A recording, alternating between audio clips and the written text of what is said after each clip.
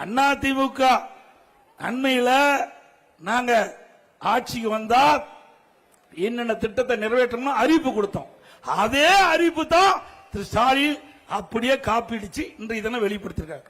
இன்றைக்கு திராவிட முன்னேற்ற கழகம் ஆட்சிக்கு வந்தவுடன் இந்த 525 அறிவிப்புகள் நிறைவேற்றப்படும் என்று 2021 சட்டமன்ற பொதுத்தேர்தலில் அறிவிச்சாங்க. அந்த அறிவிப்படி நாளில் ஒரு பங்கு தான் நிறைவேற்றிருக்கீங்க. எஞ்சிய பகுதியே நிறைவேற்ற முடியல. மீண்டும் ஆட்சிக்கு வந்து என்ன நிறைவேற்ற போறீங்க? நிறைவேற்ற முடியுமா?